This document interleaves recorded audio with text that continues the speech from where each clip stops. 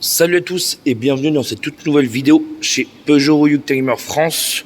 Aujourd'hui, on va pas parler d'une Golf 7 GTI, mais de cette deuxième nouvelle achat, une Jaguar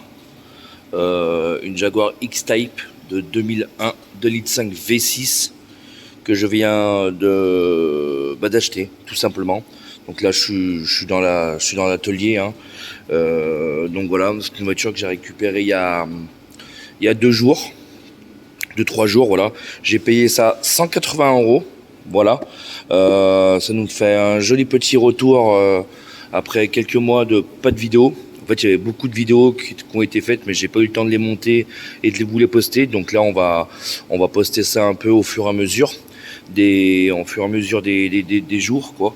Donc voilà, j'en suis vraiment navré avec le travail quand on est responsable de centre, enfin responsable de garage, quoi. Donc c'est un peu, on va dire que c'est un peu compliqué. Mais bon, voilà, on revient. Donc c'est une Jaguar X-Type de 2001, je me répète, hein, V6, 2,5 litres V6, 200 chevaux. Voilà, c'est la deuxième que j'ai achetée. J'en ai déjà acheté une il y a quelques mois, au mois d'octobre. Donc ça, c'est à la base, celle-ci, j'avais acheté pour pièces.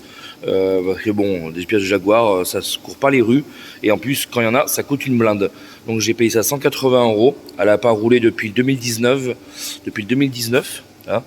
Dernier contrôle, c'est 2019. Même la ligne d'assurance, ouais, elle est périmée.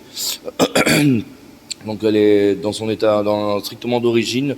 Elle est bleue, elle est très belle, vite teintée en plus, j'adore. Ça a fallu avec ce bleu là, ça voilà. Donc elle a été stockée dehors, hein. Elle est restée pendant quelques années dehors. Donc elle a pas trop de souffrance, hein. Là c'est vraiment dans son jus. Donc pourquoi je l'ai payé 180 €? Alors déjà, petit tour de l'intérieur, c'est une boîte manuelle, donc une boîte manuelle se fait rare, quoi, hein, sur ces modèles-là. C'est pas commun. Il y a plus de boîtes auto que de boîtes manuelles, mais bon, c'est pas important que ça reste une pièce ultra rare, hein. Vous voyez, elle a des petits séquelles de son stockage dehors. Bon, encore ça, c'est des détails. Donc elle a 156 000 km d'origine certifiée Stovec. Voilà. Je l'ai acheté ce prix-là parce que il y a eu un mélange, il y a eu du gasoil qui a été mis dans le réservoir à la place de l'essence. Donc du coup, ceci explique cela, hein. Elle vaut le prix du baril. Donc je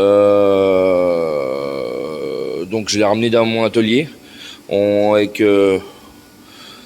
J'ai fait ses premières vérifications. J'ai vidangé l'huile. Bon, j'ai pas encore changé les filtres à l'huile parce que pour le moment ça sert à rien. On a vidangé l'huile et donc là j'ai aspiré tout l'essence par là en fait.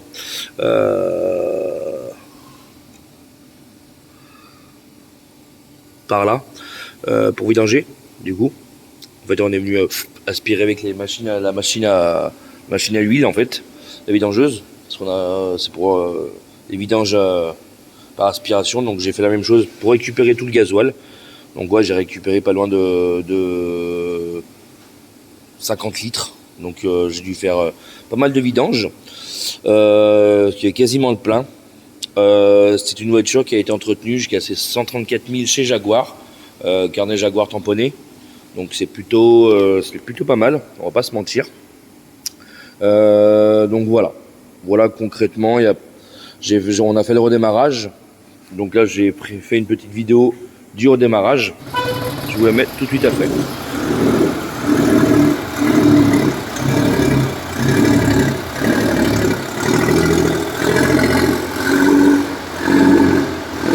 Hop, voilà. Comme vous avez pu voir, là on venait juste de la redémarrer. Elle venait à le redémarrer de elle-même, quoi. Après l'équivalent de batterie HS. Donc on a pu la refaire tourner. Et là sur la finalité, bon, on s'est aperçu que la pompe de gavage était HS. L'essence doit supposer arriver par ce petit clapet. Donc elle n'arrive pas. Donc du coup on suppose, c'est sûr que la pompe est alimentée mais elle n'envoie rien. Donc du coup elle est HS. Donc voilà. Donc il y aura une pompe à HS et une pompe à changer. Donc j'ai déjà mon petit plan pour me la trouver, donc ça c'est pas le problème. Donc globalement, pour ce prix-là, on va dire que bon, les pneus étaient à plat, j'ai tout remis sous pression. Voilà. Un bon coup de propre, elle sera nettoyée par un professionnel, mais globalement, elle est pas. Voilà, il y a un peu le bordel parce que voilà. Mais globalement, elle est. Alors, c'est par rapport à la première que j'ai achetée, elle est moins équipée. Moi, sur la première que j'ai achetée, j'ai la Climoto avec le GPS. Et c'est une boîte automatique. Là, elle l'a pas. Et je crois même qu'elle a même pas les radars de recul. Non, elle a pas les radars de recul, alors que moi, je les ai. Donc, ouais, c'est en termes de finition, elle est un peu moins bien équipée que la première que j'ai achetée. Car moi, sur la première que j'ai achetée, j'ai aussi les Xénon à l'avant. Voilà. C'est la seule petite différence qu'il y aura entre les deux. Mais voilà. Elle a beaucoup moins de kilomètres, c'est une boîte manuelle. Donc, est-ce que la finition... Alors, je suis pas du tout un pro Jaguar. Je vais être franc avec vous, la première Jaguar, je vous expliquerai l'histoire. Voilà, c'est aussi un coup de fusil que j'ai fait. Je l'ai pas acheté, j'ai vraiment pas acheté cher non plus du tout. Mais celle-ci, en l'occurrence, a été roulante. Donc voilà, celle-ci, j'ai dû la ramener sur dépanneuse. Donc du coup, voilà. Alors moi, de base, je suis pas du tout anglaise. Mais c'est vrai que la première que que j'ai acheté, j'en suis très très fan parce que je l'ai acheté je vous expliquerai. Je vous en expliquerai plus dans le détail d'ici quelques temps quand je vous en ferai une vidéo. Donc voilà. Donc j'espère que cette petite vidéo vous aura plu. Je sais pas dans quel ordre je vais mettre les vidéos. Si ça sera la première ou je vais en mettre d'autres avant. Parce que du coup j'ai d'autres vidéos qui étaient en préparation, mais elles sont toutes sur l'ordi, mais il fallait que je les monte.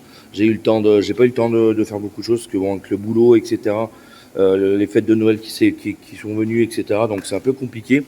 Et bon, on verra. De toute façon, il y aura une évolution du projet sur celle-ci, je pense. Hein. Il y aura quelque chose qui va se faire d'ici peu. Voilà, on va faire je vais vous faire montrer. Enfin, je vais vous montrer un peu comment ça va évoluer tout ça. Donc globalement, voilà. Petite Jaguar, j'étais 180 €, 150 000 km. Ah, ça mange pas de pain. Catalyseur sur cette voiture-là, je me suis déjà renseigné, ça vaut dans les 350 €. Hein. Donc on va dire que je perds pas du tout d'argent. Hein. Donc voilà les amis. Donc n'hésitez pas à me dire pour ceux qui passent par là, ce que vous en pensez et les pro Jaguar. Dites-moi ce que vous en pensez. Alors moi je suis pas du tout Jaguar, je me le répète. Hein, à la base j'avais acheté pour pièce. On a essayé de la redémarrer et elle a redémarré, donc tant mieux. Le moteur il tourne très bien. Maintenant il tourne très bien en tout cas. Quand j'aurai une pompe de gavage qui sera bon, en fait, j'ai voulu d'abord de base dans la pompe j'en avais pas tourné, donc on s'est tout de suite dit que la pompe était HS. Mais en fait je voulais qu'elle soit sûre qu'elle puisse tourner proprement. Donc on a mis un réservoir externe. On a une machine chez nous qui envoie pour nettoyer les injecteurs. En fait, on s'en est servi comme réservoir d'appoint pour mettre l'essence sous pression. Et avec l'essence sous pression, elle tournait très bien. Donc je pense qu'il y aura peut-être il y aura des bougies à changer.